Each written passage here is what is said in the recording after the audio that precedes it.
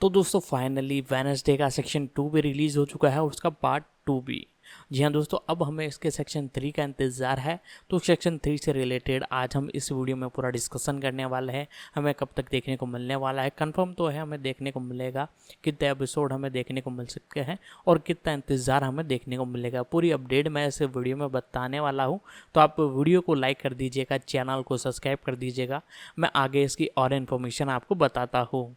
Wednesday एक अमेरिकी अलौकिक रहस्य कॉमेडी 2 टेलीविजन श्रृंखला है जो चार्ल्स एडम्स के चरित्र वेडनेसडे एडम्स पर आधारित है। अल्फ्रेड गफ और माइल्स मिलर द्वारा निर्मित, इसमें जेना ओर्टेगा ने शीर्षक चरित्र के रूप में अभिनय किया है, जिसमें Gwendoline Christie, Riki Lindhome, Jamie McShane, Hunter Doohan, Percy Hynes White, Emma Myers, Joy Sunday, Georgie Farmer, Naomi J. Ogawa, Christina Ricci और मूसा मुस्तफ़ा सहायक भूमिकाओं में दिखाई दे रहे हैं। पहले सीजन के 8 एपिसोड में से 4 का निर्देशन टिम बर्टन ने किया था, जो कार्यकारी निर्माता के रूप में भी काम करते हैं। पहला सीजन वेडनेसडे एडम्स के इर्दगिर्द घूमता है, जो अपने नए स्कूल में एक हत्या के रहस्य को सुलझाने का प्रयास करता है।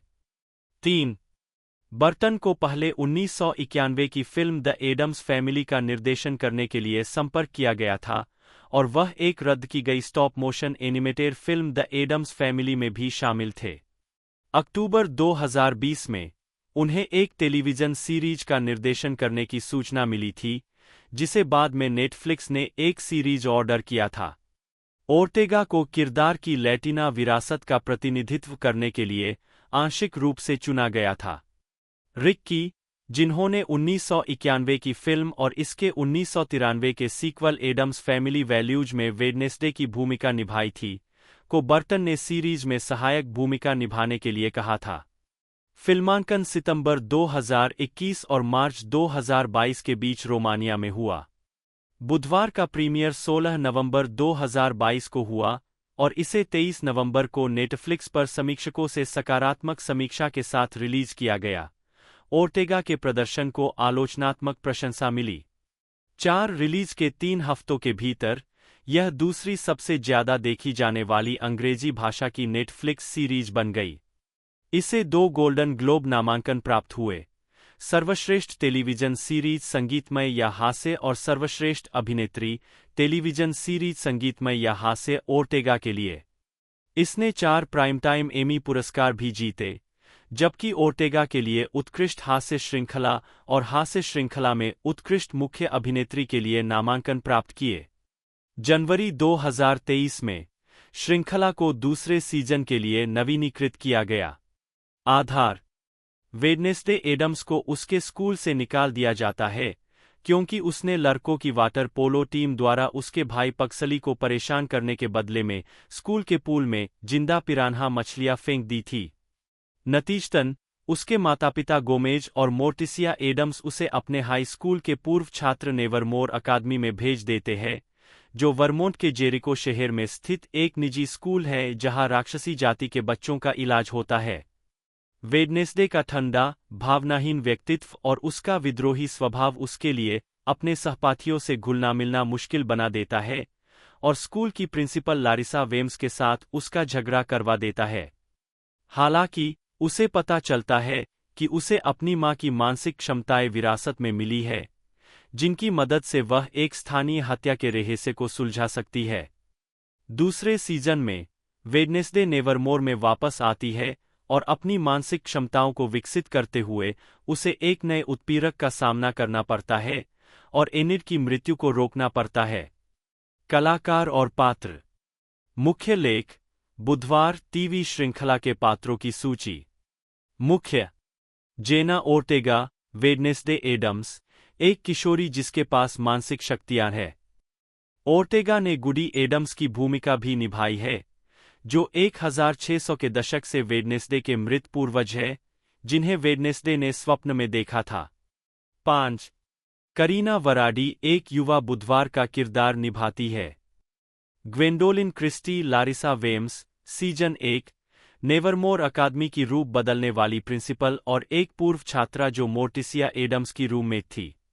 ओलिवर विकम ने युवा लारिसा वेम्स का किरदार निभाया है। रिकी लिंडहोम डॉ वैलेरी किनबोट, सीजन 1, वेडनेसडे नेवरमोर अकादमी द्वारा नियुक्त स्थानीय शहर जेरिको की चिकित्सक। जेमी मैक्शेन डोनोवन गैल्पिन, सीजन 1, अतिथि सीजन 2, जेरिको का शेरिफ जो वेडनेसडे पर संदेह करता है। बेन विल्सन ने युवा डोनोवन गैल्पिन का किरदार निभाया है। हंटर डूहान, टायलर गैल्पिन बटा हाइड, एक स्थानीय कॉफी शॉप में बरिस्ता और शेरिफ गैल्पिन का बेटा, जिसकी वेडनेसडे में रोमांटिक रुचि है। पर्सी Hynes white, Xavier Thorpe, season 1 के रूप में नेवरमोर अकादमी का एक छात्र जो अपनी कला को जीवंत करने की क्षमता रखता है। वह एक मनोवैज्ञानिक भी है जिसे सपनों के माध्यम से दर्शन होते हैं। Emma Myers, Enid Sinclair, Nevermore Academy में वेडनेसडे की रंगीन वेयरवोल्फ रूममेट, जो वेडनेसडे की रुचि न होने के बावजूद उसकी दोस्त बनने का प्रयास करती है। Joy Sunday, Bianca Barclay, Nevermore Academy की एक सफल छात्रा और जेवियर की पूर्व प्रेमिका। Georgie Farmer, Ajax Petropolus, Nevermore Academy का एक गोर्गन छात्र, जिसकी एनिड में रोमांटिक रुचि है। Naomi J Ogawa, योको Tanaka, season 1, Nevermore Academy में एक पिशाच छात्रा। क्रिस्टीना रिक्की, मर्लिन थॉर्नहिल बटा लोरेल गेट्स, सीजन 1 की भूमिका में नेवरमोर अकादमी में वनस्पति विज्ञान की शिक्षिका, वेडनेसडे और एनिड की छात्रावास की मां और गैरेट की छोटी बहन। रिक्की ने इससे पहले द एडम्स फैमिली और एडम्स फैमिली वैल्यूज में वेडनेसडे एडम्स का किरदार निभाया था।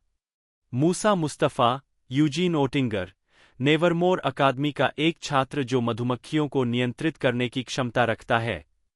Catherine Zeta Jones, Morticia Addams उर्फ फ्रम्प, वेडनेसडे की मां, जो छोटी उम्र में नेवरमोर अकादमी में पढ़ती थी और अपनी बेटी के समान मानसिक शक्तियों से संपन्न है। ग्वेन जोन्स ने युवा मोर्टिसिया फ्रम्प का किरदार निभाया है। जेना ओर्टेगा और लुइस गुजमैन, जो श्रृंखला में बेटी और पिता की भूमिका निभाते हैं, कॉमिक कॉन 2022 में। Luis Guzman Gomez Addams, Wednesday के पिता, जो नेवरमोर अकादमी में भी पढ़े थे और एक संदिग्ध हत्यारे है। लुसियस होयोस ने युवा गोमेज एडम्स का किरदार निभाया है। आइजैक और डोनेज, पक्सली एडम्स के रूप में वेडनेसडे के छोटे भाई। सीजन 2 में वह अपने चाचा की तरह स्थिर विद्युत उत्पन्न करने की क्षमता दिखाने लगता है। विक्टर डोरोबांटू थिंग, एक संवेदनशील, शरीरविहीन हाथ और वेडनेसडे का रिश्तेदार, जिसे वेडनेसडे के माता-पिता ने नेवरमोर अकादमी में उसकी देखभाल करने के लिए भेजा है। शेरिफ गैल्पिन के डिप्टी रिची सैंटियागो के रूप में लुयांडा उनाती लुइस न्यावो। पुनरावर्ती। Tommy Earl Jenkins Noble Walker, season 1, Jericho के मेयर और पूर्व शेरिफ। इस्माइल केसु ने एक युवा नोबल वॉकर का किरदार निभाया है। इमान मार्सन लुकास वॉकर, सीजन 1 के रूप में नोबल वॉकर का बेटा, जिसके दोस्तों का समूह अक्सर वेडनेसडे से टकराता रहता है। अतिथि। जॉर्ज बर्सिया लर्च के रूप में, सीजन 1, एडम्स परिवार का butler. 6. Calum Ross Rowan Laslow, season 1, Nevermore Academy का एक छात्र जिसके पास दूरगतिज शक्तियां हैं और जो वेडनेसडे के लिए परेशानी का कारण बनता है। William Houston Joseph Crackstone, season 1, Laurel Gates के तीर्थयात्री पूर्वज और जेरिको के संस्थापक पिता, जो सभी बहिष्कृत लोगों को मारने पर आमादा थे। नितिन गनात्रा ढॉ। रेगी अनवर, सीजन 1, एक शव विशेषज्ञ जो जेरिको के शवगृह में काम करता है। Louis Hayes Garrett Gates. आकृति अंकल फेस्टर के रूप में सामने आती है, जो वेडनेसडे को समझाता है कि वह जिस राक्षस की जांच कर रही है वह एक हाइड है। साथ में, वे छिपे हुए पुस्तकालय से एक डायरी प्राप्त करते हैं जो बताती है कि एक हाइड का हमेशा एक मालिक होना चाहिए। बाद में, वे जेवियर का पता लगाते हैं और उसका पीछा करते हैं, जिसे वे जंगल में डॉ किनबोट, वेडनेसडे के चिकित्सक, से मिलते हुए देखते हैं। टायलर के साथ डेट से लौटने के बाद, वेडनेसडे अपने छात्रावास के कमरे में तोड़फोड़, डायरी चोरी और थिंग को गंभीर रूप से घायल पाता है। लोरेल गेट्स पर शोध से पता चलता है कि वह जीवित भी है और हाइड की मालिक भी है। वेडनेसडे को शुरू में डॉ किनबोट पर शक होता है। 8 दुखों की हत्या जेम्स मार्शल, अल्फ्रेड गफ और माइल्स मिलर 23 नवंबर 2022। वेडनेसडे और उसके सहपाठी टायलर का अपहरण कर लेते हैं और वेडनेसडे उसे कबूल करवाने के लिए उसे यातनाएं देती है। उसके तरीकों से भयभीत होकर उसके सहपाठी प्रिंसिपल वीम्स को खबर देते हैं और वेडनेसडे को गिरफ्तार कर लिया जाता है। पुलिस स्टेशन में टायलर चुपके से वेडनेसडे से कबूल करता है कि वह राक्षस है। वेडनेसडे की हरकतों से तंग आकर वीम्स उसे नेवरमोर से निकाल देती है। वेडनेसडे वीम्स के साथ अस्पताल में यूजीन से मिलने जाती है, जिसका राक्षस की गुफा में देखी गई आकृति का विवरण नेवरमोर की एक शिक्षिका सुश्री थॉर्नहिल से मेल खाता है। वेम्स टायलर के रूप में प्रच्छन्न और वेडनेसडे थॉर्नहिल से कबूल करवाते हैं कि वह लोरेल गेट्स है और जोसेफ क्रैकस्टोन को पुनर्जीवित करने और सभी बहिष्कृतों का सफाया करने की अपनी योजना के तहत टायलर को पीड़ितों को मारने के लिए उकसाती है। एनिड अंततः अपने वेयरवोल्फ रूप में परिवर्तित होकर टायलर को उसके हाइड रूप में हरा देती है, जबकि क्रैकस्टोन नेवरमोर में सेंध लगाता है। बियांका की मदद से वेडनेसडे क्रैकस्टोन को नष्ट करके मार डालता है और यूजीन लोरेल को हराने में मदद करता है। जेवियर को जेल से रिहा कर दिया जाता है, टायलर को हिरासत में ले लिया जाता है और वेडनेसडे नेवरमोर अकादमी छोड़ देता है, जो शेष सेमेस्टर के लिए बंद हो रही है। पोलिथेनिका विश्वविद्यालय, Sinaia railway station, Bucharest botanical garden, Monteoru house और डंबोविटा काउंटी में ऐतिहासिक ओल्गा ग्रीसेनु हवेली के लिए सेटिंग के रूप में काम करता है, जो गेट्स हवेली के लिए खड़ा है। 53 कैंटुजिनो कैसल के बाहरी दृश्यों को कंप्यूटर जनरेटेड इमेजरी के साथ पूरक किया गया था। 54 जेरिको के पूरे शहर सहित अन्य सेटिंग्स का निर्माण बुफ्टिया स्टूडियो में किया गया था। 53 प्रोडक्शन डिजाइनर मार्क स्क्रूटन ने अपने सेट डिजाइन को मुख्य रूप से चार्ल्स एडम्स के मूल कार्टूनों पर आधारित किया और बर्टन द्वारा निर्देशित फिल्मों जैसे बीटलजुइस 1988 और Charlie and the chocolate factory 2005 से प्रेरणा ली। 56 ओर्टेगा ने श्रृंखला पर अपने काम को बहुत तनावपूर्ण और भ्रमित करने वाला और मेरे द्वारा किया गया सबसे भारी काम कहा, जिसका कारण प्रोडक्शन का तेजी से चलने वाला शूटिंग शेड्यूल था। 37-57 अपनी भूमिका की तैयारी के लिए ओर्टेगा ने सेलो बजाना सीखा और कैनोइंग, तलवारबाजी, तीरंदाजी और जर्मन सबक लिया। 35 अभिनेत्री जॉय संडे के अनुसार कैनोइंग सबक विशेष रूप से जोरदार थे, जिसमें पूरे कलाकार और कुछ दर्जन स्टंटमैन रोजाना 1 घंटे के लिए एक दूसरे से दौड़ते थे, जो सुबह 5:30 बजे से शुरू होता था। 58 ओर्टेगा ने भूमिका की अपनी अनूठी प्रस्तुति को प्राप्त करने के लिए फिल्मांकन के दौरान चरित्र को निभाने के बारे में रिक्की से बात करने से परहेज किया। 59 उन्होंने 1980 के दशक के सियोक्सी सियोक्स, बॉब फॉसे और गॉथ डांस क्लब फुटेज से प्रेरणा लेते हुए क्रैम्प्स के गू गू मक 61 ओर्टेगा ने वेडनेसडे के चरित्र चित्रण को सुसंगत बनाने की कोशिश की, यहाँ तक कि उन पंक्तियों को भी बदला जो उन्हें किरदार के लिए अनुपयुक्त लगी और उन्हें और गहराई दी। उन्होंने कहा, आप एक कहानी को आगे बढ़ाए बिना उसमें कोई भावनात्मक मोड़ नहीं ला सकते क्योंकि तब वह उबाऊ हो जाती है और कोई भी आपको पसंद नहीं करता। 37 रोमानियाई जादूगर विक्टर डोरोबांटू द्वारा अभिनीत थिंग के दृश्यों को व्यावहारिक और विशेष प्रभावों के मिश्रण का उपयोग करके तैयार किया गया था। डोरोबांटू ने एक नीला क्रोमा की बॉडी सूट पहना था जिसे पोस्ट प्रोडक्शन में संपादित किया जाएगा, जिससे केवल उसका हाथ ही दिखाई देगा। कटे हुए हाथ का भ्रम पैदा करने के लिए डोरोबांटू के हाथ पर एक कृत्रिम स्टंप लगाया गया था। 63 दूसरे सीजन की शूटिंग मई 2024 में आयरलैंड में शुरू हुई। 49-64 2023 SAG-AFTRA हड़ताल से पहले स्क्रीम फ्रैंचाइजी के फिल्म निर्माताओं के साथ शो के लिए ओर्टेगा के शेड्यूल पर चर्चा की गई थी, जिसके कारण शेड्यूलिंग संघर्ष के ओर्टेगा आगामी स्क्रीम 2026 से हट गई। 66 ओर्टेगा ने अप्रैल 2025 में इस रिपोर्ट का खंडन किया, यह दावा करते हुए कि उन्होंने उस परियोजना से मेलिसा बैरेरा, मैट बेटिनेलियोल्पिन और टायलर गिल्लेट के जाने के कारण इसे छोड़ दिया। 7 अगस्त 2024 तक उन्होंने 4 एपिसोड पूरे कर लिए थे। 68 दूसरी श्रृंखला के लिए फिल्मांकन दिसंबर 2024 की शुरुआत में पूरा हो गया था। टूरिज्म आयरलैंड के अनुसार नई श्रृंखला की शूटिंग के लिए इस्तेमाल किए गए कुछ स्थानों में काउंटी ऑफली में चार्लेविले कैसल, काउंटी डबलिन में डीन ग्रेंज कब्रिस्तान और काउंटी विकलो में एशफोर्ड स्टूडियो शामिल है। 70 संगीत दिसंबर 2021 में यह बताया गया कि बर्टन के लंबे समय के सहयोगी डैनी एल्फमैन मूल थीम 71 की रचना करने और क्रिस बेकन के साथ इसके स्कोर की संरचना करने के लिए श्रृंखला में शामिल हुए।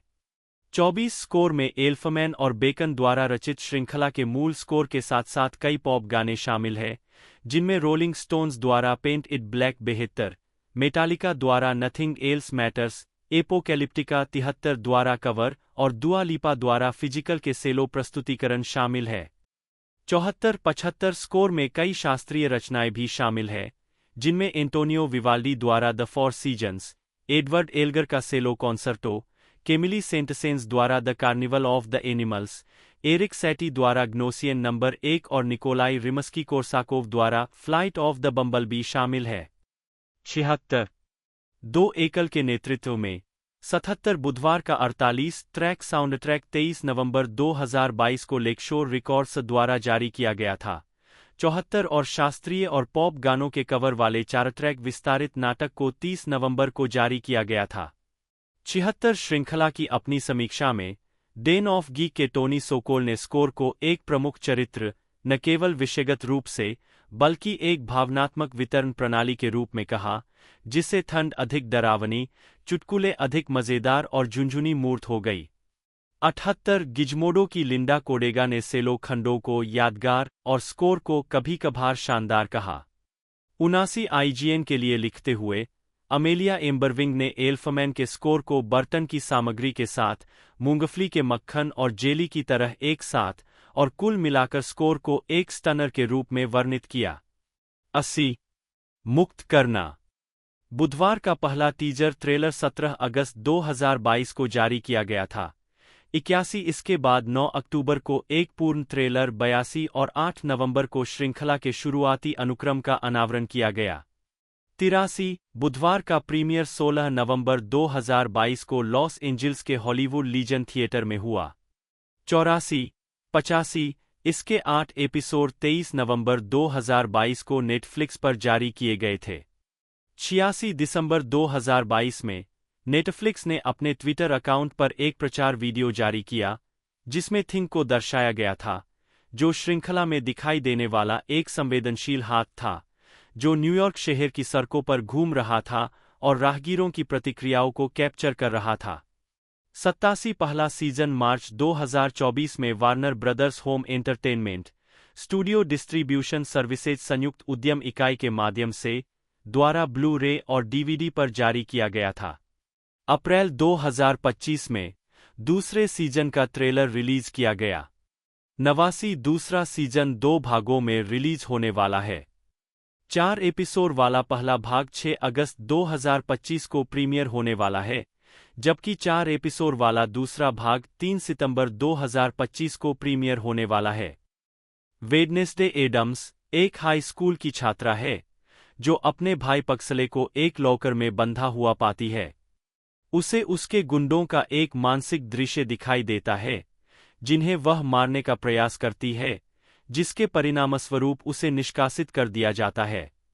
उसके माता-पिता, मोर्टिसिया और गोमेज, उसे नेवरमोर अकादमी, उनके अल्मा मेटर और जेरिको, वर्मोंट में बहिष्कृत लोगों के लिए एक स्कूल में दाखिला दिलाने का फैसला करते हैं। इस बीच, नेवरमोर के पास एक अज्ञात प्राणी द्वारा एक यात्री को मार दिया जाता है। वेडनेसडे के माता-पिता उस पर नजर रखने के लिए थिंग, एक संवेदनशील देहविहीन हाथ, को छोड़ देते हैं। वह अपनी रूममेट एनिड से मिलती है, जो उसके बिल्कुल विपरीत है, और लोकप्रिय लड़की बियांका के साथ द्वंद्वयुद्ध करती है, जब बियांका रोवन नाम के एक लड़के को धमकाती है।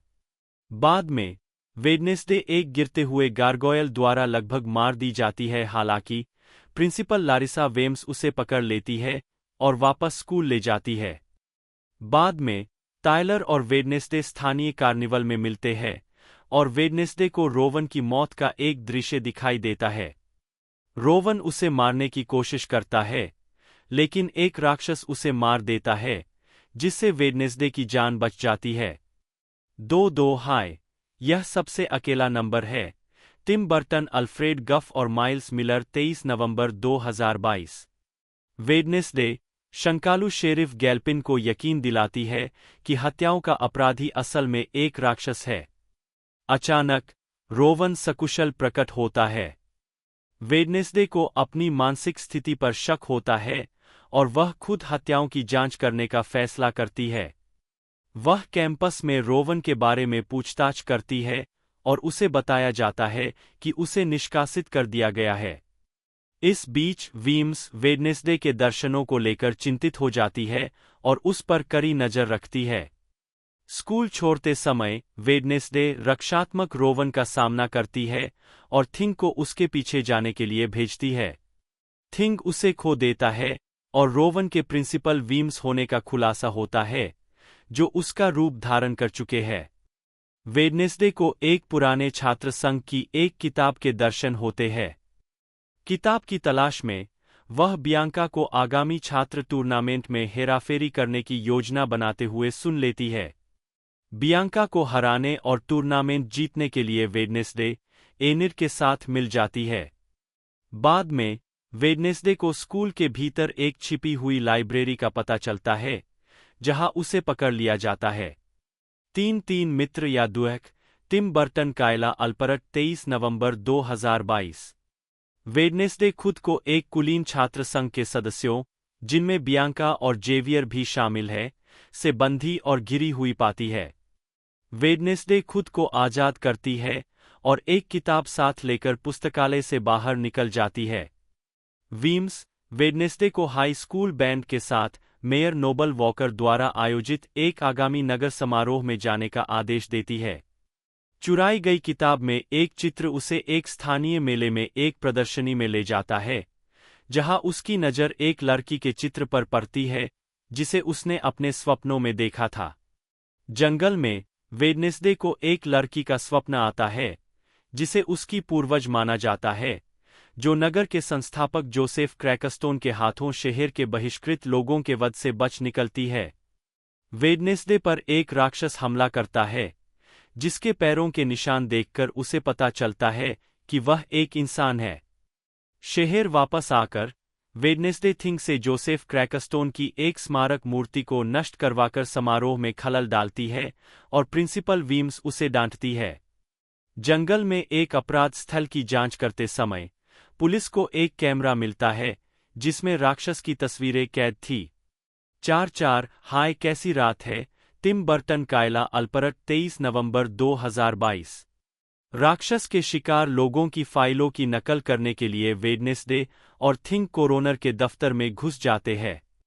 एक पैटर्न की पहचान करने की कोशिश में उसे पता चलता है कि हर शिकार के शरीर के अंगों को सर्जरी से निकाला गया है। वेडनेसडे को जेवियर पर शक होता है और वह उसके आर्ट स्टूडियो में उसका पीछा करती है, जहां उसे राक्षस के कई चित्र मिलते हैं, जो उसे राक्षस की गुफा तक ले जाते हैं। वहां वह उसका एक पंजा निकालती है और उसे डीएनए मिलान के लिए शेरिफ गैल्पिन को देती है।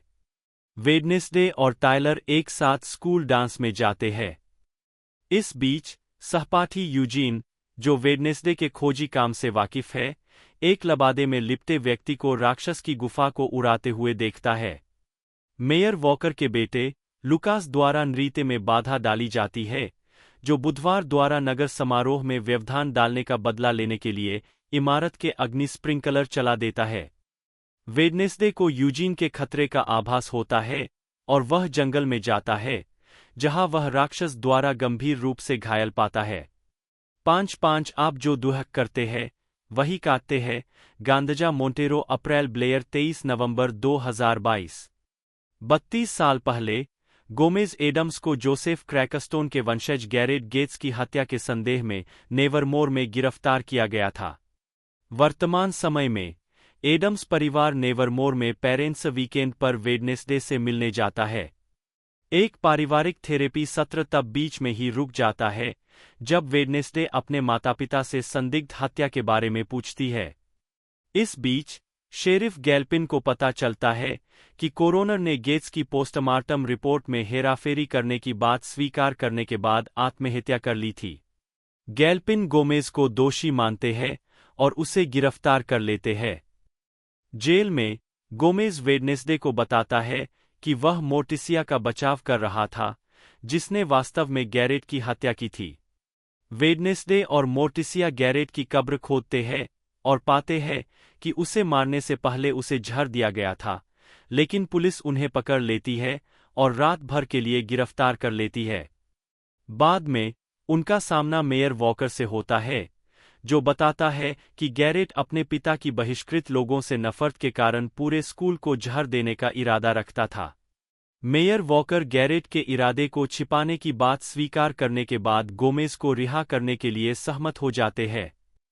नेवरमोर में वापस आकर प्रिंसिपल वीम्स अनिच्छा से स्कूल में विवाद से बचने के प्रयास में रोवन की मौत को रूप बदलने के माध्यम से छिपाने की बात स्वीकार करते हैं। 6 क्विड प्रो वो गांदजा मोंटेरो अप्रैल ब्लेयर 23 नवंबर 2022 वेडनेसडे क्रैकरस्टोन की हत्या करने वाली पूर्वज और साथी मनोवैज्ञानिक गुडी को बुलाने की कोशिश करती है। एक सरप्राइज बर्थडे पार्टी के दौरान वेडनेसडे को गुडी का एक स्वप्न दिखाई देता है, जो उसे गेट्स हवेली की तलाश करने का निर्देश देती है। वह मेयर वॉकर को इमारत से बाहर निकलते हुए देखती है और चुपके से उनकी कार में बैठ जाती है। शहर वापस पहुंचने पर मेयर वॉकर को एक कार ने टक्कर मार दी और वे गंभीर रूप से घायल हो गए। प्रिंसिपल वीम्स ने स्कूल को बंद कर दिया और वेडनेसडे को परिसर छोड़ने से मना कर दिया। टायलर और एनिड की मदद से वे बच निकलती है और गेट्स हवेली लौट आती है। वहां उन्हें पता चलता है कि लोरेल गेट्स, गैरेट की छोटी बहन, जिसे लंबे समय से मृत माना जाता था, शायद अभी भी जीवित हो। उन्हें एक तहखाने में राक्षस के शिकार लोगों के कटे हुए शरीर के अंग मिलते हैं, लेकिन राक्षस द्वारा घात लगाए जाने के बाद उन्हें भागने पर मजबूर होना पड़ता है। वेडनेसडे गैल्पिन को तहखाने तक ले जाती है, लेकिन उसे खाली पाती है। नेवरमोर में वेडनेसडे वीम्स को मना लेती है कि वह उसे न निकाले और अपनी जांच उसे जंगल में खदेड़ता है। वह उत्पादन विकास द एडम्स फैमिली 1991 के प्री प्रोडक्शन के दौरान टिम बर्टन को निर्देशन के लिए संपर्क किया गया था, लेकिन बैटमैन 1989 और बैटमैन रिटर्न्स 1992 के साथ शेड्यूलिंग संघर्षों के कारण इसे छोड़ दिया गया, जिसके परिणामस्वरूप बैरी सोननफेल्ड ने यह काम लिया। 11-12 मार्च 2010 में यह घोषणा की गई कि इल्यूमिनेशन एंटरटेनमेंट ने एडम्स फैमिली ड्राइंग के अंतर्निहित अधिकार हासिल कर लिए हैं। 13 फिल्म को चार्ल्स एडम्स के मूल चित्रों पर आधारित एक स्टॉप मोशन एनिमेटेड फिल्म बनाने की योजना थी। बर्टन को फिल्म का सहलेखन, सहनिर्माण और संभवतः निर्देशन करने के लिए तैयार किया गया था। 14 जुलाई 2013 में यह बताया गया कि फिल्म को रद्द कर दिया गया था। 15 जो बर्टन के अनुसार शोरन स्माइल्स मिलर और अल्फ्रेड गफ ने 2019 में कहानी के विचारों को विकसित करना शुरू किया। बाद में उन्होंने एक टेलीविजन पायलट स्क्रिप्ट लिखने से पहले बौद्धिक संपदा के अधिकार हासिल कर लिए, जिसे उन्होंने बर्टन को भेजा। 17 उनके आश्चर्य के लिए बर्टन को स्क्रिप्ट प्राप्त करते ही तुरंत दिलचस्पी हो गई। 18 परियोजना में शामिल होने के अपने फैसले के बारे में टिप्पणी करते हुए बर्टन ने कहा कि वह शीर्षक चरित्र के विश्वदृष्टि से संबंधित हो सकते हैं, और स्क्रिप्ट ने मुझसे बात की कि मैं स्कूल में कैसा महसूस करता था और आप अपने माता-पिता के बारे में कैसा महसूस करते हैं, एक व्यक्ति के रूप में आप कैसा महसूस करते हैं। इसने एडम्स परिवार को एक अलग तरह की वास्तविकता दी। यह एक दिलचस्प संयोजन था। 16 डम्बो 2019 के बाद रचनात्मक रूप से थका हुआ महसूस करते हुए बर्टन ने उद्योग से सेवानिवृत्त होने पर विचार किया। 19 मिलर ने कहा कि रचनात्मक टीम के लिए यह बहुत महत्वपूर्ण था कि वे पिछली फिल्मों और 1964 की टेलीविजन श्रृंखलाओं का अनुकरण न करें। 18 मिलर और गॉफ ने बहिष्कृत और सामान्य लोगों के साथ-साथ औपनिवेशिक अमेरिकियों की आलोचना को श्रृंखला का प्रमुख विषय बनाने का फैसला किया। 20 अक्टूबर 2020 में बुधवार को शुरू में बर्टन द्वारा संचालित एक का नाम एडम्स फैमिली प्रोजेक्ट के रूप में घोषित किया गया था। शो का निर्माण एमजीएम टेलीविजन द्वारा किया जाएगा, जिसमें बर्टन निर्देशक होंगे। गफ और मिलर शोरन्स के रूप में काम करेंगे, जबकि गफ, मिलर और बर्टन गेल बर्मन, जॉन ग्लिकमैन और एंड्रयू मिटमैन के साथ कार्यकारी निर्माता भी होंगे। 21 फरवरी 2021 में नेटफ्लिक्स ने प्रोडक्शन को 8 एपिसोड वाली एक श्रृंखला का आदेश दिया। 22 अगस्त 2021 में कायला अल्परट को एक कार्यकारी निर्माता के रूप में जोड़ा गया और 1.21 टी और चार्ल्स एडम्स फाउंडेशन और ग्लिकमेनिया भी श्रृंखला का निर्माण कर रहे थे। 23 अपने टेलीविजन में पहले वास्तविक प्रयास के रूप में बर्टन ने 8 एपिसोड में से 4 का निर्देशन किया। 18 संभावित भविष्य के सीजन पर गॉफ और मिलर ने वैरायटी के साथ एक साक्षात्कार में टिप्पणी की, जब हम एक शो बनाने के लिए बैठते हैं तो आदर्श रूप से यह कई सीजन को देखता है। यह कभी अपेक्षित नहीं होता है, लेकिन यह अनुमान है कि उम्मीद है कि शो सफल होगा। उन्होंने आगे कहा कि उनके पास काफी स्पष्ट रनवे है कि भविष्य के सीजन कैसे सामने आ सकते हैं। 25 द हॉलीवुड रिपोर्टर के साथ एक साक्षात्कार में गॉफ और मिलर ने कहा कि दूसरा सीजन वेडनेसडे एडम्स और एनिड सिंक्लेयर के बीच की दोस्ती का विस्तार करेगा, साथ ही वेडनेसडे के अपनी मां मोर्टिसिया के साथ संबंधों को भी विकसित करेगा। 26 ओर्टेगा ने कहा कि सीजन डरावने पहलू की ओर झुकेगा, जबकि वेडनेसडे के लिए किसी भी रोमांटिक प्रेम रुचि को छोड़ देगा। 27 अमेजन द्वारा मेट्रो-गोल्डविन-मेयर के अधिग्रहण के बाद दिसंबर 2022 में दूसरे सीजन की तैयारी शुरू हुई। 28 जनवरी 2023 में श्रृंखला को दूसरे सीजन के लिए नवीनीकृत किया गया। 29 ओर्टेगा अब निर्माता के रूप में भी काम कर रहे हैं। 30 जुलाई 2025 में श्रृंखला को तीसरे सीजन के लिए नवीनीकृत किया गया। 31 भलाई Christina Ricci, Jenna Ortega. Christina Ricci by इस श्रृंखला में शीर्षक चरित्र के अपने पिछले चित्रण के संकेत के रूप में दिखाई देती है। इस बार जेना ओर्टेगा दाएं द्वारा निभाई गई। 32 क्रिएटिव टीम ने चरित्र गोमेज एडम्स की विरासत के साथ संरेखित करने के लिए वेडनेसडे एडम्स की भूमिका निभाने के लिए एक लैटिना की तलाश की, चरित्र का एक पहलू जो पहले से ही श्रृंखला की पटकथा में काम किया गया था। 33 मई 2021 में जेना ओर्टेगा, जो मैक्सिकन और प्यूर्टो रिकान मूल की है, 33 को भूमिका में लिया गया था। 34 मिलर ने कहा कि उनके पहले जूम कॉल पर एक साथ क्रिएटिव टीम जानती थी कि इस ग्रह पर कोई और नहीं चरित्र को चित्रित करने के लिए बेहतर अनुकूल था। 35 ओर्टेगा ने कहा कि वह शुरू में किशोरोन्मुख डिज्नी चैनल शो में अपने पिछले काम 36 और टेलीविजन के काम पर फिल्म को प्राथमिकता देने की उनकी योजनाओं के कारण इस परियोजना में शामिल होने से हिचकिचा रही थी। 37 उस वर्ष अगस्त की शुरुआत में लुइस गुज़मैन को गोमेज एडम्स के रूप में अतिथि कलाकार के रूप में चुना गया था। 23 और कैथरीन जेटा-जोन्स को अज्ञात क्षमता में मोर्टिसिया एडम्स के रूप में चुना गया था। 38 उस महीने के अंत में Thora Birch, Riki Lindhome, Jamie McShane, Hunter Doohan, Georgie Farmer, Moosa Mostafa, Emma Myers, Naomi J. Ogawa, Joy Sunday और पर्सी हाइंस व्हाइट को श्रृंखला के नियमित कलाकारों के रूप में चुने जाने की घोषणा की गई थी। 39 मायर्स ने शुरुआत में बुधवार की रूममेट एनिड सिंक्लेयर के रूप में चुने जाने से पहले शीर्षक भूमिका के लिए ऑडिशन दिया था। 40 सितंबर में ग्वेंडोलिन क्रिस्टी और विक्टर डोरोबांटू को अभिनीत भूमिकाओं में कलाकारों में शामिल किया गया, जबकि Isaac Ordonez, George Burcea, Tommie Earl Jenkins, Iman Marson, William Houston, Luyanda Unati Louis Nyawo, Oliver Watson, Calum Ross और जॉना डायस वॉटसन को आवर्ती भूमिकाओं में लिया गया। 41 दिसंबर 2021 में बिर्च ने श्रृंखला छोड़ दी, जिससे उनके चरित्र छात्रावास की मां तमारा नोवाक की स्थिति अस्पष्ट हो गई। 42 मार्च 2022 में यह घोषणा की गई कि क्रिस्टीना रिक्की, जिन्होंने फिल्म द एडम्स फैमिली और इसके सीक्वल एडम्स फैमिली वैल्यूज 1993 में वेडनेसडे एडम्स की भूमिका निभाई थी, 43 अपनी कास्टिंग पर टिप्पणी करते हुए रिक्की ने कहा, मुझे पूछे जाने पर और टिम बर्टन द्वारा पूछे जाने पर वास्तव में बहुत खुशी हुई। 32 जिनके साथ उन्होंने पहले स्लीपी हॉलो 1999 में काम किया था। 44 शोटाइम सीरीज येलो जैकेट्स के साथ संभावित शेड्यूलिंग संघर्षों के कारण रिक्की भूमिका को स्वीकार करने में लगभग असमर्थ थी।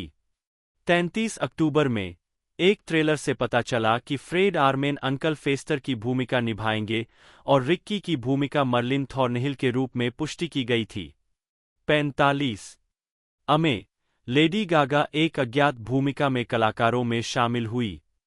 50 फिल्माने स्वागत दर्शकों की संख्या।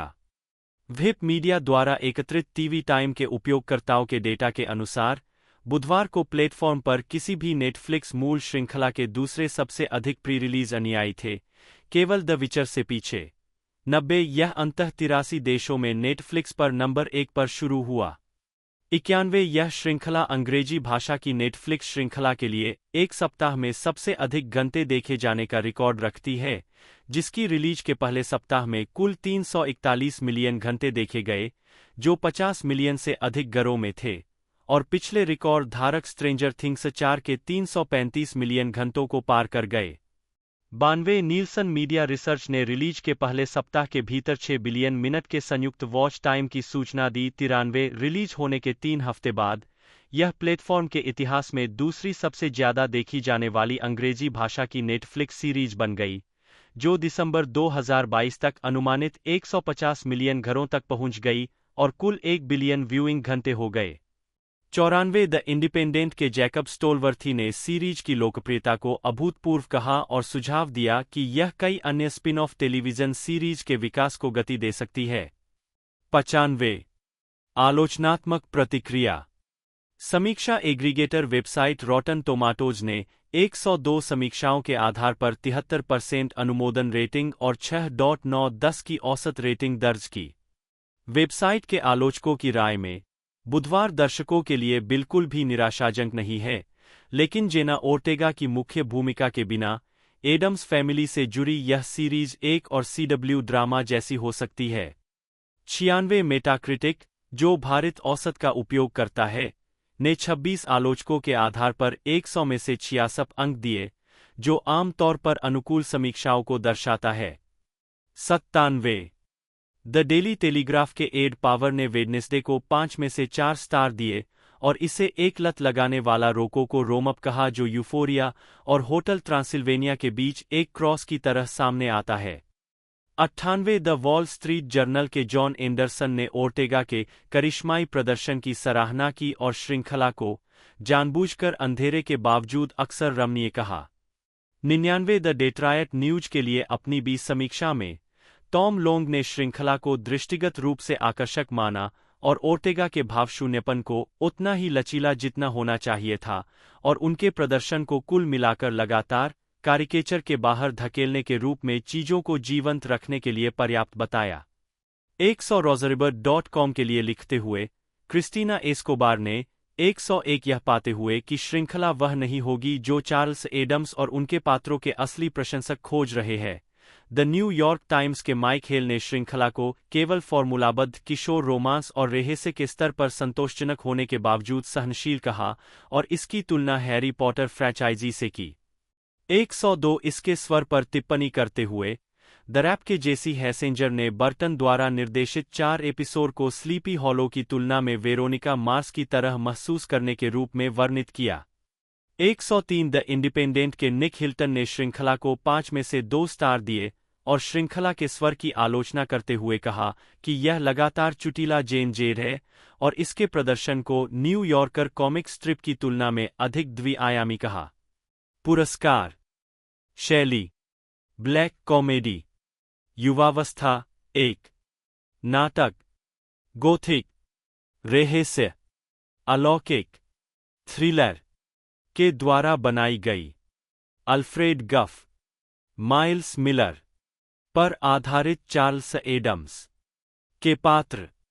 शोरन्स अल्फ्रेड गफ, माइल्स मिलर। अभिनीत Jenna Ortega, Gwendoline Christie, Riki Lindhome, Jamie McShane, Hunter Doohan, Percy Hynes White, Emma Myers, आनंद रविवार, Georgie Farmer, Naomi J. Ogawa, Christina Ricci, Moosa Mostafa. Theme संगीतकार डैनी एल्फमैन। संगीतकार Danny एल्फमैन। Chris bacon. उद्गम देश संयुक्त राज्य America. मूल भाषा अंग्रेजी। ऋतुओं की संख्या 1। एपिसोड की संख्या 8। उत्पादन कार्यकारी निर्माता Alfred Gough, Miles Millar, Tim Burton, Steve Stark, Andrew Mittman, Gail Berman, Kayla Alpert, Jonathan Glickman, Tommy Harper, Kevin Lafferty, Kevin Miserocchi, Jenna Ortega. निर्माता कार्मेन पेपेलिया। छायांकन डेविड लेंजेनबर्ग, स्टीफन पेहरसन। संपादक जय प्रिचिदनी, एना यावरी, पॉल डे। कार्यकारी समय 46-57 मिनट। उत्पादन कंपनियां Miller Goff Inc, Tim Burton productions, Toluca pictures, MGM television. मूल रिलीज नेटवर्क नेटफ्लिक्स। मुक्त करना 23 नवंबर 2022। वर्तमान लोकप्रिय संस्कृति में वेडनेसडे की रिलीज के बाद सीरीज से वेडनेसडे एडम्स का डांस और लेडी गागा के गाने ब्लडी मैरी पर इसके fan recreation video sharing service TikTok पर वायरल हो गए। 131 जिसमें Kim Kardashian, Amelia Dimoldenberg, Marina Diamandis, Madonna और खुद गागा भी इस ट्रेंड में शामिल हुई। 132, 133, 134 इसके परिणामस्वरूप स्पॉटिफाई 135 और संयुक्त राज्य अमेरिका में ऑन डिमांड स्ट्रीम पर गाने के प्ले में बड़ी वृद्धि हुई, जो सीरीज के रिलीज होने के एक हफ्ते बाद 415% बढ़ गई। 136 रूसी फिगर स्केटर कामिला वलीवा ने दिसंबर 2022 की प्रतियोगिता के दौरान नृत्य को फिर से बनाया। 137 उसी महीने की शुरुआत में ब्लडी मैरी को बॉर्न दिस वे के रिलीज होने के 11 साल बाद एकल के रूप में फ्रेंच रेडियो पर भेजा गया था। 138 1981 में द क्रैम्प्स का गाना गू गू मक, जो मूल नृत्य दृश्य के दौरान बजता है, की लोकप्रियता में भी उछाल देखा गया। बिलबोर्ड के अनुसार संयुक्त राज्य अमेरिका में गाने की ऑन डिमांड स्ट्रीम 2500 से बढ़कर 1,34,000 से अधिक हो गई। 139 और स्पॉटिफी स्ट्रीम श्रृंखला के रिलीज होने के बाद से 9,500% बढ़ गई। 140 द गार्जियन की जेनेल जारा ने कहा कि वायरल डांस ट्रेंड ने शायद जेन जेड के लिए अकेले ही गॉथिक उपसंस्कृति को पुनर्जीवित कर दिया है। पर्सी हाइंस व्हाइट, जन्म 8 अक्टूबर 2001, एक कनाडाई अभिनेता है। उन्होंने कई टेलीविजन शो और फिल्मों में काम किया है। उनकी सबसे उल्लेखनीय प्रस्तुतियों में cast no shadow, age of winter, night at the museum, secret of the tomb, I like movies और हाल ही में माई ओल्ड एज शामिल है। इसके अलावा उन्होंने द गिफ्टेड में एंडी स्ट्रकर और Netflix comedy horror series Wednesday में जेवियर थोर्प की भूमिका भी निभाई है। प्रारंभिक जीवन पर्सी हाइंस व्हाइट, एक इकलौती संतान, का जन्म 8 अक्टूबर 2001 को सेंट जॉन्स, न्यूफाउंडलैंड और लेब्राडोर में हुआ था। वे जोएल थॉमस हाइंस, एक लेखक, अभिनेता, निर्देशक और संगीतकार, और शेरी व्हाइट, एक पटकथा लेखक, निर्देशक, अभिनेत्री और निर्माता के पुत्र है। हाइंस व्हाइट सेंट जॉन्स, न्यूफाउंडलैंड क्षेत्र में पले बढ़े और अपने बचपन को एक रचनात्मक बालक बताते थे। एक उनके माता-पिता, जो अभिनेता और लेखक दोनों थे, ने उन्हें बचपन से ही रचनात्मकता और आत्माभिव्यक्ति के लिए प्रोत्साहित करने वाला एक पोषित वातावरण प्रदान किया। इसी ने अंततः उन्हें पेशेवर अभिनय की ओर अग्रसर किया। एक बच्चे के रूप में हाइंस व्हाइट ने अपने गृहनगर सेंट जॉन्स में प्रदर्शन कला समूह में 2 साल तक अध्ययन किया। 3. आजीविका 2008 से 2016 शुरुआती अभिनय भूमिकाएं और करियर की शुरुआत। हाइंस व्हाइट 2 साल की उम्र से ही अभिनय कर रहे हैं, जिसकी शुरुआत उन्होंने अपने गृहनगर सेंट जॉन्स, न्यूफाउंडलैंड और उसके आसपास की लघु फिल्मों में अभिनय से की थी। सिर्फ 2 साल की उम्र में उन्होंने अपनी मां के साथ मोएरा, फैक्ट और फैंटेसी में बेबी मॉर्गन लोम्बार्ड की भूमिका निभाई थी। 4. हाइंस व्हाइट ने 7 साल की उम्र में पहली बार स्क्रीन पर डेब्यू किया। 2008 की कनाडाई film down to the dirt में 6 साल के कीथ की भूमिका निभाई, जो उनके पिता के इसी नाम के पहले उपन्यास पर आधारित थी। 3. 9 साल की उम्र तक वह लघु फिल्म 45 एंड 5 में मुख्य भूमिका निभा रहे थे और जल्द ही उन्हें अन्य लघु फिल्मों में प्रमुख भूमिकाओं के लिए चुना गया, जिनमें विनर्स, 6 और लिटिल मैन शामिल है। 7. हाइंस व्हाइट का पहला टेलीविजन डेब्यू 2013 में हुआ, जहां उन्होंने द स्लैटरी स्ट्रीट क्रॉकर्स में जॉय क्रॉकर की भूमिका निभाई। 2013 में हाइंस व्हाइट को ब्रेंडन ग्लीसन के साथ द ग्रैंड सेडक्शन में दिखाया गया था, जिसका प्रीमियर 2013 टोरंटो अंतर्राष्ट्रीय फिल्म महोत्सव में हुआ था।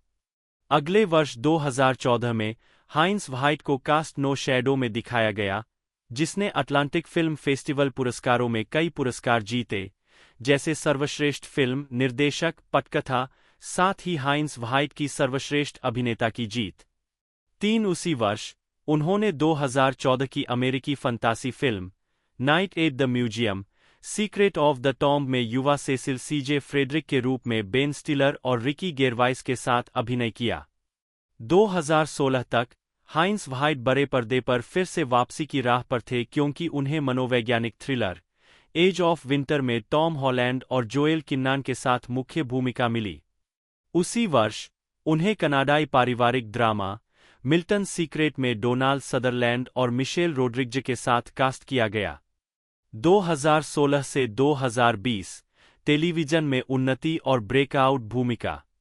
2016 से 2020 की शुरुआत तक हाइंस व्हाइट फिल्मों में दिखाई देने के साथ साथ लगातार कई टेलीविजन श्रृंखलाओं में भी दिखाई दिए, जिसमें CBS ऑल एक्सेस के लिए जॉर्डन पील की पंथ क्लासिक द ट्वाइलाइट जोन के रीबूट में एक भूमिका शामिल है, NBC यूनिवर्सल के लिए कनाडाई मेडिकल ड्रामा ट्रांसप्लांट में एक उपस्थिति बनाना, नेटफ्लिक्स के लिए बिटवीन पर 2 सीजन के लिए दिखाई देना और जेम्स फ्रैंको अभिनीत हुलू के लिए सीमित श्रृंखला 11.22.63 में दिखाई देना शामिल है। सबसे उल्लेखनीय बात यह है कि 2017 में हाइंस व्हाइट की ब्रेकआउट भूमिका द गिफ्टेड में म्यूटेंट एंडी स्ट्रकर की भूमिका थी, जो एक एक्स-मेन स्पिन-ऑफ सीरीज थी, जिसमें स्टीफन मोयर, एमी एकर और नताली एलिन लिंड के साथ थे। यह शो 2019 में बंद होने से पहले फॉक्स पर 2 सीजन तक चला था। 2021 वर्तमान प्रीटी हार्ड केसेस, वेडनेसडे और फिल्मी भूमिकाओं में वापसी। 2021 से 2023 तक Hynes White CBC comedy Pretty Hard Cases में एक प्रमुख श्रृंखला नियमित थी, जिसमें वह इलियट वाजोव्स्की के रूप में दिखाई देते हैं, जिसमें मेरेडिथ मैकनील, एड्रियन सी. मूर और केटी डगलस के साथ अभिनय किया गया है। 2022 में हाइंस व्हाइट ने आई लाइक मूवीज में सहायक भूमिका निभाई, जिसका प्रीमियर 2022 में टोरंटो अंतर्राष्ट्रीय फिल्म महोत्सव में हुआ और उन्होंने वैंकूवर फिल्म क्रिटिक्स सर्कल से सर्वश्रेष्ठ सहायक अभिनेता का पुरस्कार अर्जित किया। समवर्ती रूप से यह घोषणा की गई थी कि उन्हें नेटफ्लिक्स के लिए टिम बर्टन द्वारा निर्मित श्रृंखला वेडनेसडे में कास्ट किया जाएगा। उन्होंने करिश्माई और अलौकिक रूप से कलात्मक नेवरमोर अकादमी के छात्र जेवियर थोरपे की भूमिका निभाई, जो अपने सेलिब्रिटी साइकिक पिता नौ और वेडनेसडे एडम्स के संभावित प्रेम रुचि की बदौलत धनी बनता है। किशोर शो के दूसरे सीजन के लिए अभिनेता का विकल्प नहीं चुना गया था। यह अफवाह थी कि यह ट्विटर पर गुमनाम यौन उत्पीड़न के आरोपों के कारण था, जिसे हाइंस व्हाइट ने नकार दिया, इसे गलत सूचना का अभियान कहा। 10/11 नेटफ्लिक्स ने हाइंस व्हाइट को कलाकारों की सूची से हटाने पर टिप्पणी करने से इनकार कर दिया।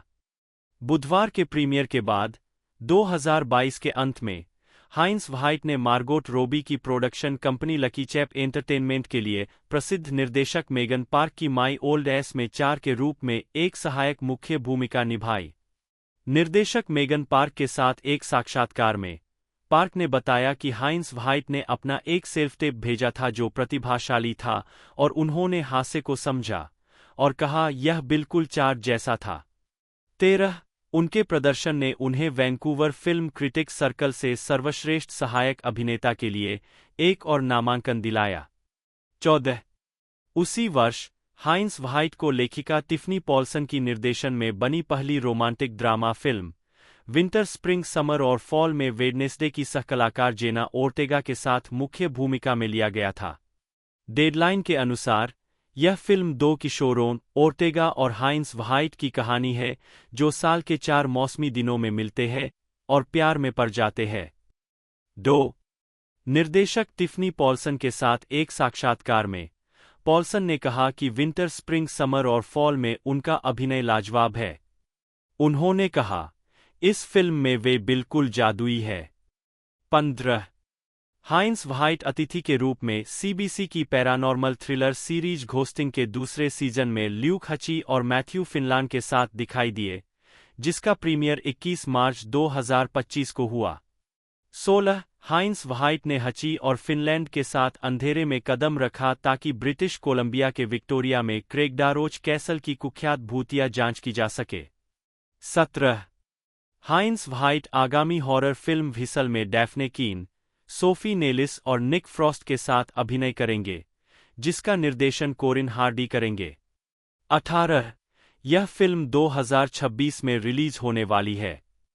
हाइंस व्हाइट आगामी वनटेक थ्रिलर द प्लान में भी अभिनय करेंगे, जिसका निर्देशन बहुमुखी प्रतिभा की धनी फिल्म निर्माता जेसिका बर्र ने किया है। डेडलाइन के अनुसार यह फिल्म लॉस एंजिल्स के एक साधारण अपार्टमेंट में एक ही दिन में घटती है, जहां निराश युवा वयस्कों का एक समूह एक क्रांतिकारी कदम उठाने की तैयारी करता है, जिसके बारे में उनका मानना है कि वह दुनिया बदल देगा। 19 हाइंस व्हाइट कनाडाई पटकथा लेखक और नाटककार कोलिन मर्फी की आगामी फिल्म आर्मस्ट्रांग वॉर के रूपांतरण में एक युवा कनाडाई सैनिक माइकल आर्मस्ट्रांग की भूमिका निभाने के लिए तैयार है। 20 व्यक्तिगत जीवन बुधवार को अपनी भूमिका की तैयारी के हिस्से के रूप में हाइंस व्हाइट ने कई नए कौशल सीखे, जिनमें तीरंदाजी, चित्रकला और तलवारबाजी के साथ साथ नए नृत्य चालें भी शामिल थी। 2 हाइंस व्हाइट लंबे समय से वेडनेसडे के कार्यकारी निर्माता टिम बर्टन के प्रशंसक थे। यह प्रशंसा बचपन से ही शुरू हो गई थी। उनके पिता जोएल बचपन में उन्हें बर्टन की कविताएं पढ़कर सुनाया करते थे। जब हाइंस व्हाइट की मां ने उन्हें वेडनेसडे के दिन जेवियर थोर्प की भूमिका मिलने की सूचना दी, तो उन्हें लगा कि यह कोई मजाक होगा, खासकर क्योंकि वह दिन 1 अप्रैल था।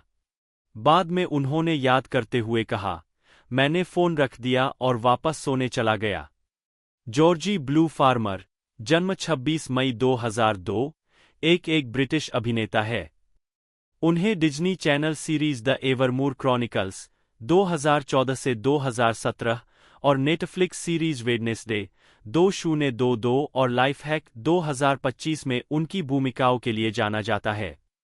प्रारंभिक जीवन फार्मर का जन्म और पालनपोषण पूर्वी लंदन के लेटनस्टोन में हुआ था।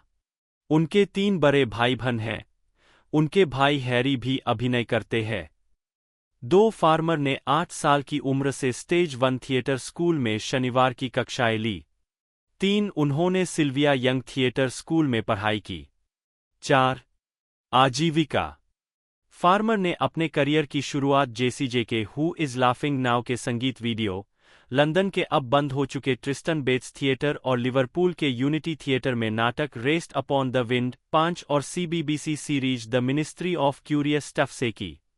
इसके बाद उन्होंने नेशनल थिएटर के production Emil and the Detectives में टूट्स की भूमिका निभाई।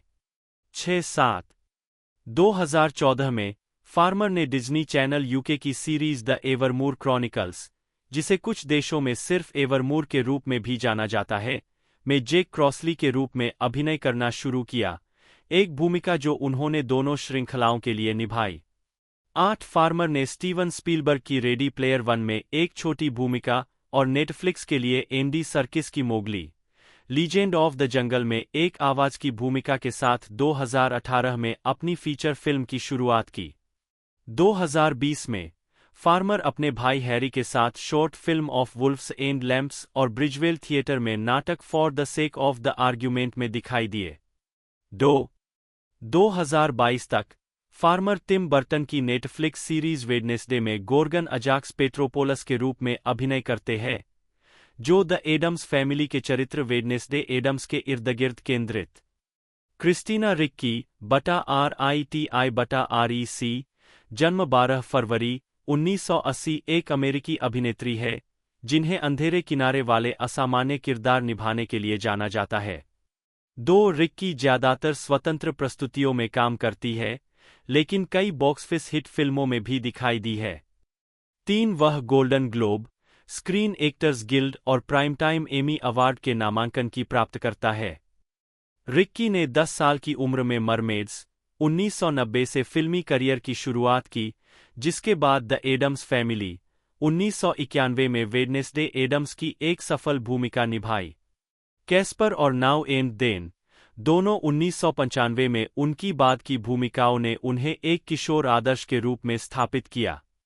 17 साल की उम्र में उन्होंने the ice storm 1997, buffalo 66, the opposite of sex picker 1998, project nation 2001, pumpkin 2002, monster 2003 और ब्लैक स्नेक मोन 2006 जैसी वयस्कोन्मुख स्वतंत्र परियोजनाओं में काम किया। टेलीविजन पर रिक्की ने एली मैकबील 2002 के 5वें और अंतिम सीजन में लिजा बम्प की भूमिका निभाई और 2006 में ग्रेज एनाटॉमी में अतिथि भूमिका निभाई, जिसके लिए उन्हें एमी पुरस्कार के लिए नामांकन मिला। उन्होंने एबीसी के पैन एम 2011 से 2012 में भी अभिनय किया, द लिजी बोर्डेन क्रॉनिकल्स 2015 और Z the beginning of everything 2017 श्रृंखलाओं का निर्माण और अभिनय किया, और 2022 में नेटफ्लिक्स के वेडनेसडे के पहले सीजन में मर्लिन थॉर्नहिल के रूप में दिखाई दी। रिक्की ने 2021 से शोटाइम के येलो जैकेट्स में मिस्टी क्विगली की भूमिका निभाई है, जिसे प्राइम टाइम एमी पुरस्कार और सर्वश्रेष्ठ सहायक अभिनेत्री के लिए गोल्डन ग्लोब पुरस्कार के लिए नामांकन मिला है। 2010 में रिक्की ने डोनाल्ड मार्गुलीज के नाटक टाइम स्टैंड्स स्टिल में ब्रॉडवे पर अपनी शुरुआत की। वह rape, abuse and incest national network rain की राष्ट्रीय प्रवक्ता है। 5. प्रारंभिक जीवन और शिक्षा। रिक्की का जन्म 12 फरवरी 1980 को कैलिफोर्निया के सांता मोनिका में हुआ था। वे सारा नी मर्डोक और राल्फ रिक्की की 4 संतानों में सबसे छोटी थी। उनके पिता का करियर विविध रहा, जिसमें जिम टीचर, वकील, ड्रग काउंसलर और प्राइमल स्क्रीम थेरेपिस्ट के रूप में काम शामिल था। 6. रिक्की ने अपने पिता को एक असफल पंथ नेता कहा है। 7. उनकी मां ने 1960 के दशक में फोर्ड एजेंसी में एक मॉडल के रूप में काम किया और बाद में एक रियल एस्टेट एजेंट बन गई। अपने उपनाम के बारे में रिक्की ने बताया है कि उनका वंश इतालवी, आयरिश और स्कॉटिश है। 8. रिक्की का परिवार मोंटक्लेयर, न्यू जर्सी चला गया, जहां उन्होंने Edgemont Elementary School, Glenfield Middle School, Montclair High School और मोरिसटाउन बियर्ड स्कूल में पढ़ाई की। 9. बाद में उन्होंने न्यूयॉर्क शहर के प्रोफेशनल चिल्ड्रन स्कूल में दाखिला लिया। 10. रिक्की के माता-पिता तब अलग हो गए जब वह किशोरावस्था में थी। 11. साक्षात्कारों में वह अपने बचपन, विशेष रूप से अपने माता-पिता के तलाक और अपने पिता के साथ अशांत संबंधों के बारे में मुखर रही है। 12. आजीविका। 1990 से 1996, डिस्कवरी, बाल स्टारडम और किशोर स्टारडम। 8 साल की उम्र में रिक्की को एक स्थानीय थिएटर समीक्षक ने खोजा था जब उन्होंने द 12 डेज ऑफ क्रिसमस के एक स्कूल प्रोडक्शन में अभिनय किया था।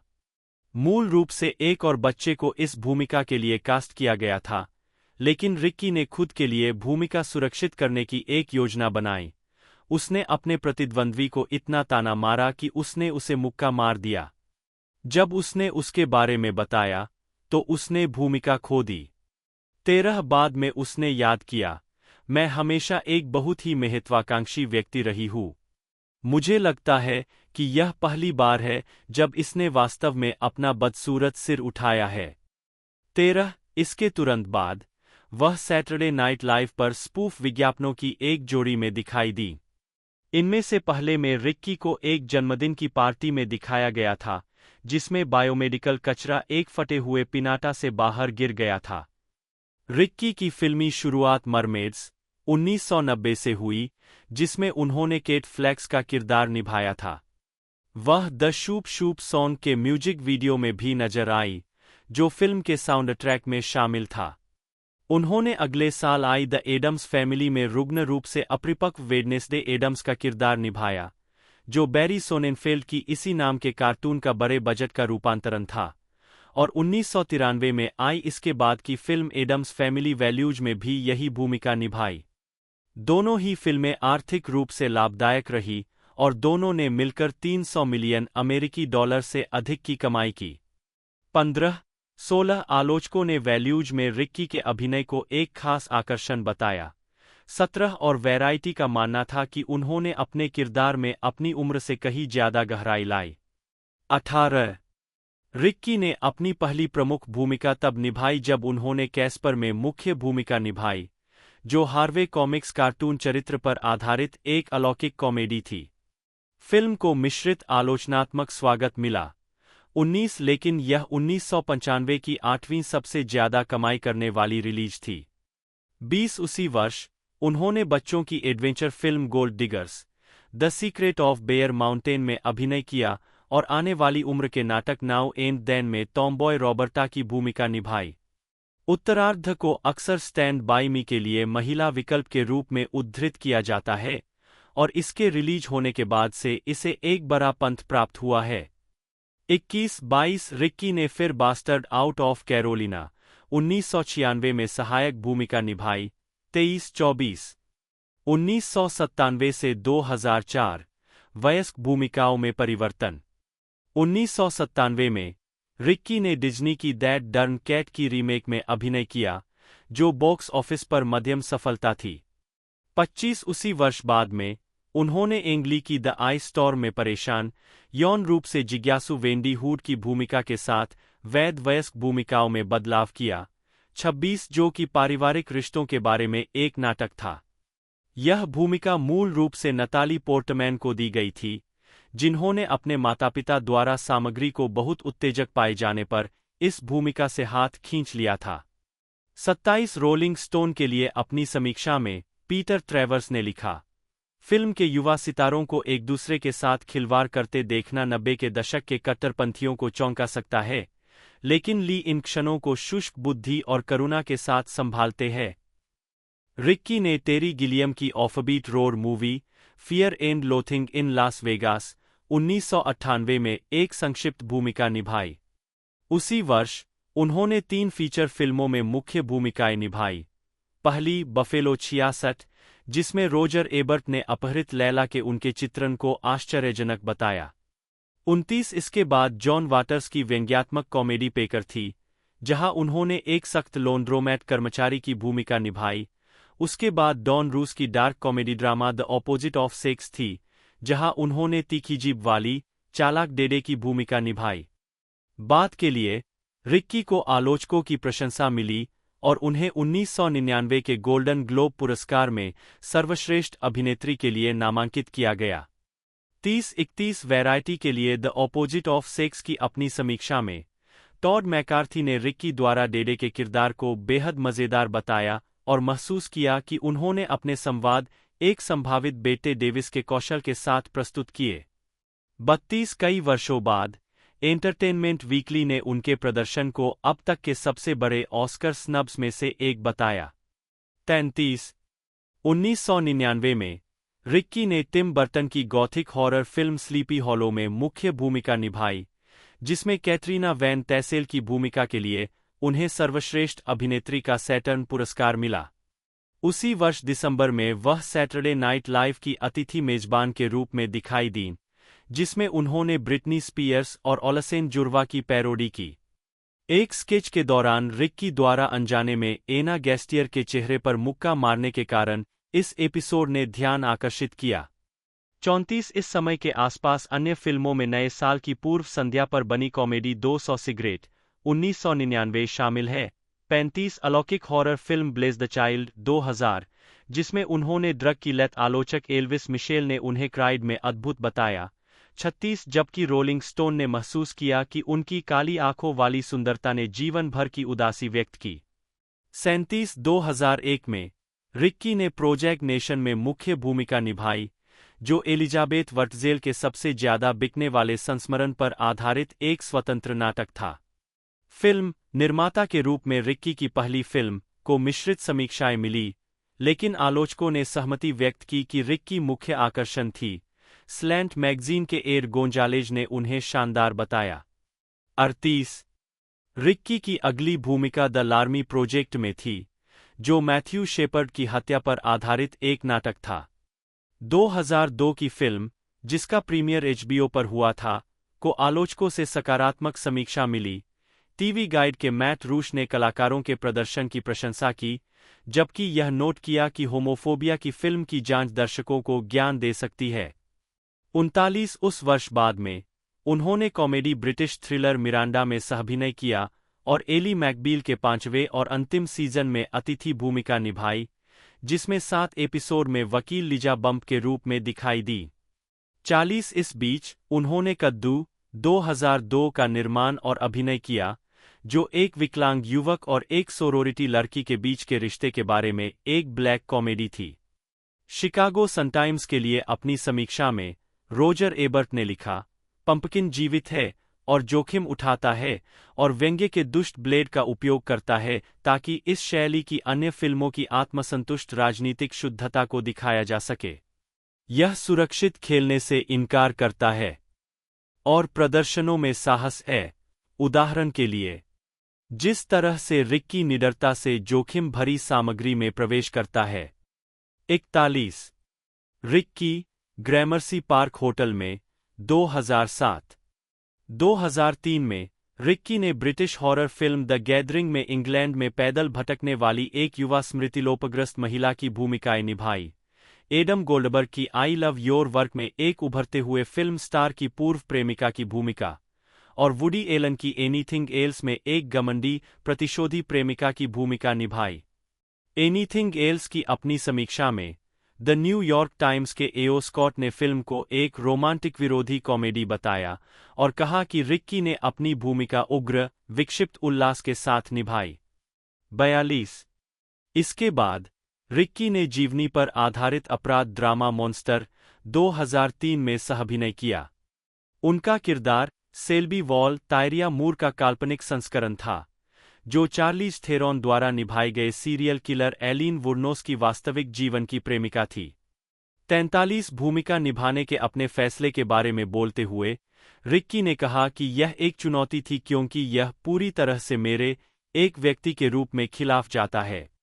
44 उन्होंने फिल्मांकन के अनुभव को अंधकारमय और निराशाजनक बताया। 44 फिल्म का निर्देशन पैटी जेनकिंस ने किया था और रिलीज होने पर इसे शानदार समीक्षा मिली, जिसमें अधिकांश आलोचकों ने अपना ध्यान थेरॉन की ओर केंद्रित किया, जिन्होंने वुरनोस के चित्रण के लिए अकादमी पुरस्कार प्राप्त किया। वह सेल्बी वॉल के लिए सही सुर हूणती है, इतना सही कि कुछ आलोचकों ने इसे खराब अभिनय समझ लिया, जबकि वास्तव में यह एक खराब अभिनेता के रूप में उत्कृष्ट अभिनय है। वह सेल्बी को नासमय, मंदबुद्धि, अपने से ऊपर उठे हुए, पल-पल के संकेतों को समझने वाली, खराब फिल्मों, पुराने गानों और बाररूम रोमांस से उधार ली गई धारणाओं के आधार पर अपने व्यवहार को गढ़ने वाली एक भूमिका निभाती है। सेल्बी शायद कुछ हफ्ते पहले ही पहली बार किसी समलैंगिक बार में गई होगी, और खुद को कैसे पेश करे, यह जानने के लिए उसने जी जान से पढ़ाई की होगी। सेल्बी और एलिन अक्सर अगली पंक्ति को सुधारने की कोशिश करते हैं, जो उन्हें लगता है कि सामने वाला सुनना चाहता है। तो दोस्तों अब तक के 2 सेक्शनों के अंदर हमें 16 एपिसोड देखने को मिल चुके हैं और 16 की एक तरह से परफॉर्मेंस की बात की जाए अभी भी ये नेटफ्लिक्स पर ट्रेंडिंग पर है। सेक्शन 1 भी ट्रेंडिंग पर आ चुका है और सेक्शन 2 भी। जी हाँ दोस्तों, लोगों द्वारा इसे बड़ा प्यार दिया जा रहा है और नेटफ्लिक्स द्वारा इसे अगले सेक्शन के लिए पहले ही रिन्यू भी कर दिया गया था। सेक्शन 3 भी हमें देखने को मिल जाएगा। बाकी मैंने पूरी इन्फॉर्मेशन इस सीरीज़ के बारे में बताई दी है। वीडियो आपको अच्छी लगती है तो लाइक करना ना भूलिएगा दोस्तों। मिलते हैं अगले वीडियो में।